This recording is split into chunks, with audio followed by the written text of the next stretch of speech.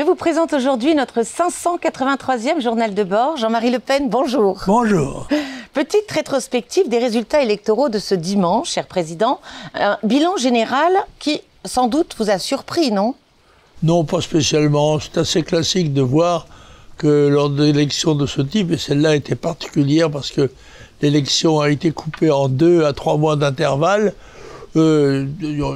généralement les électeurs, ceux qui votent, parce que je rappelle quand même que 6 électeurs sur 10 n'ont pas été votés. Donc, sur les 4 qui restent, on manifeste généralement un sentiment d'opposition, et ce sentiment d'opposition qui, normalement, selon moi, devrait aller au Rassemblement national, est allé au vert. C'est moins compromettant.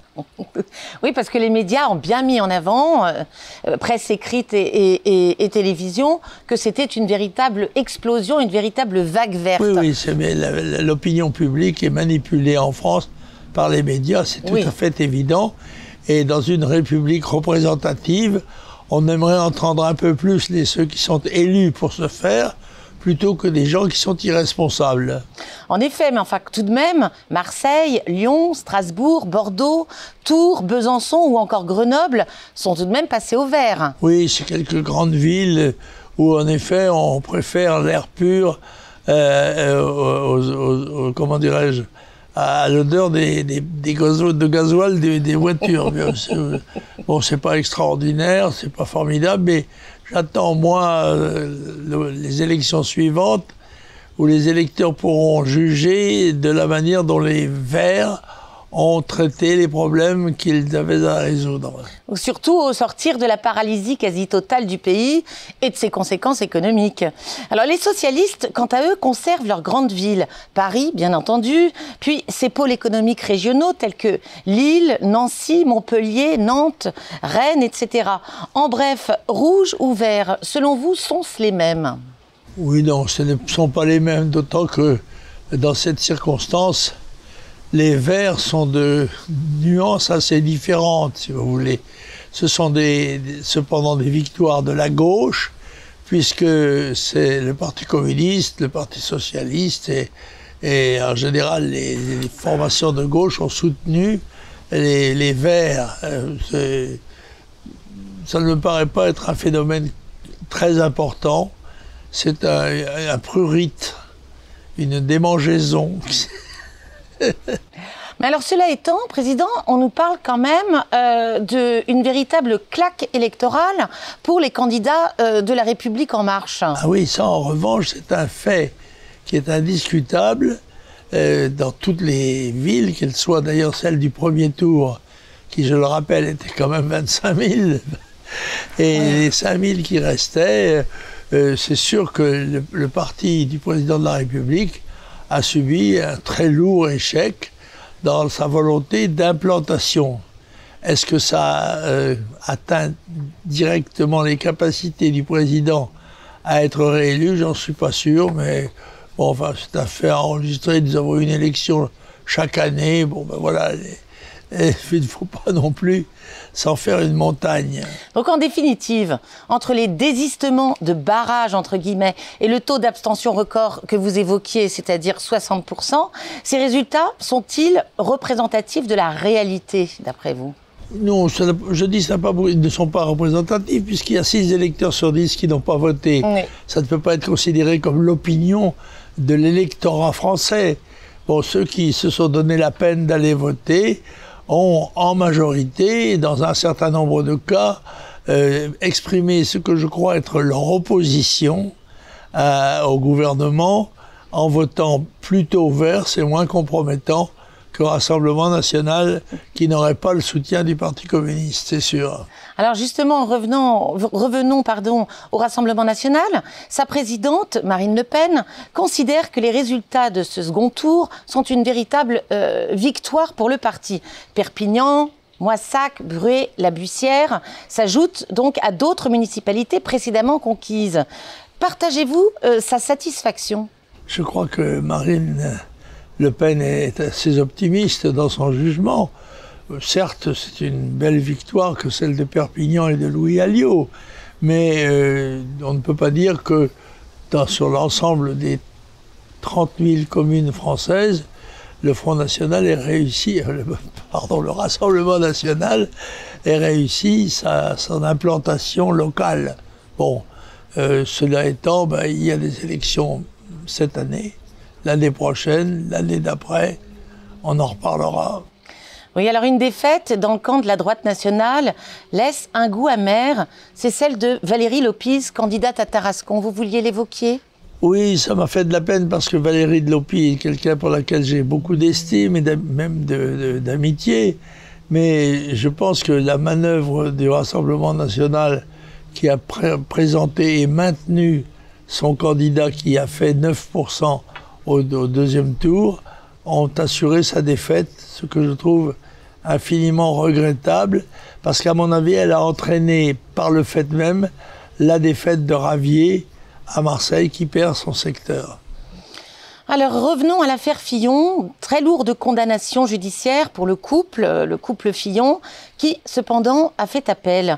Alors quel est votre avis, ne serait-ce qu'en revenant à la genèse va-t-on dire, de cet acharnement, cette atomisation judiciaire ? Oui, je pense qu'à travers Fillon, il y a une véritable lutte entre les magistrats et les politiques. Et les magistrats se sont, me semble-t-il, vengés sur Fillon qui avait commis des erreurs, mais qui ne méritait pas, selon moi, des sanctions aussi lourdes qu'ils l'ont frappé, ainsi que sa femme, comme s'ils étaient des criminels, alors qu'en fait, ils n'avaient jamais été condamnés avant. Bon, il y a, à mon avis, une disproportion des faits dans cette affaire qui n'est pas tout à fait satisfaisante. Alors Agnès Buzyn passait hier devant la commission d'enquête des députés dans le cadre de sa gestion de l'épidémie de Covid-19 en tant que ministre de la Santé. Alors après le professeur Raoult, ce procédé ne vous semble-t-il pas spectaculairement indécent tout de même ? Non, Madame Buzyn s'est défendue d'être incapable et d'avoir manqué à ses devoirs. Je l'ai entendu, je dois dire que sa défense était assez objective et assez lourde. Cela étant, ça n'a pas beaucoup d'importance, tout cela. C'est du passé. La France se préoccupe de sujets qui sont très inférieurs en importance à ce qui nous attend et ce que l'on devrait prévoir et s'organiser en conséquence, à savoir la crise économique et donc la crise sociale. Oui. Alors que vous ont inspiré les excuses publiques du roi Philippe de Belgique quant à la colonisation du Congo par son ancêtre, son aïeul, le roi Léopold II? C'est navrant. C'est d'ailleurs assez répugnant de voir un descendant cracher dans la soupe de son grand-père, son arrière-grand-père. Il n'y aurait peut-être pas de Belgique s'il n'y avait pas eu le Congo belge. Et encore une fois, les Européens en Afrique en particulier, où ces phénomènes ont eu le plus d'importance, n'ont pas dérogé à ce qui était la règle morale de l'époque. Il ne faut pas non plus se tromper de siècle. On n'a pas les mêmes révoltes. Je dois dire que j'attendais de la même manière, alors à l'imitation du roi des Belges, que Monsieur Mouchard, qui est directeur, je crois, de Libération, oui, se souvienne qu'il est le petit-fils d'un administrateur colonial. Et est-ce qu'il se sent une responsabilité, puisque nous sommes tous appelés à prendre des responsabilités par rapport à ce qui s'est passé au XVIIe siècle. Ce que me paraît un faux débat artificiellement organisé pour éviter que l'on parle d'autre chose et que l'on mette en cause les véritables responsables de la décadence française. Merci, Président, pour ces précisions et ces réponses. Avez-vous quelques lectures à nous proposer aujourd'hui? J'en ai une très intéressante qui est celle de notre ami Farid Smaï, qui a été, vous le savez, conseiller régional du Front National et qui écrit, entre autres, il a déjà écrit d'autres livres, mais il écrit un livre qui s'appelle « La fracture nationale et les dangers de la binationalité ». Il aborde un des aspects du phénomène migratoire, qui est le phénomène principal, celui qui va dominer la vie des États et des sociétés dans les semaines et les mois, les années qui viennent. Et il condamne évidemment la binationalité, faisant remarquer assez justement qu'il est très difficile d'être fidèle à deux personnes à la fois. Surtout quand elles ont des intérêts contradictoires. Et c'est l'ouvrage d'un écrivain national. Je suis heureux que Farid ait fait cet effort et je lui souhaite beaucoup de succès. Et puis, dans un genre tout à fait différent, celui d'un nouvel auteur policier, en tous les cas que je ne connaissais pas, et qui est, je crois, d'origine espagnole, comme son nom l'indique, si j'ose dire, puisqu'il s'appelle Papachito. Et Papachito a déjà écrit un certain nombre de romans, dont celui-ci, Le Crépuscule des Titans, c'est... je sais pas... Sud Radio. Sud Radio, voilà. Et de dire, j'en ai lu déjà un autre, mais c'est assez réjouissant. Et ça amène un peu de détente dans un monde qui est un petit peu sombre. Donc, je serais heureux qu'il réussisse dans la vente de ses ouvrages. Voilà. Et puis, j'en ai lu aussi un certain nombre d'autres, mais je ne peux pas tous les apporter. On essaiera la prochaine fois d'en amener un certain nombre d'autres. Alors, suite au déconfinement, cher Président, quel est votre programme cet été? Eh bien, comme tous les Français, je suis dans une certaine hésitation.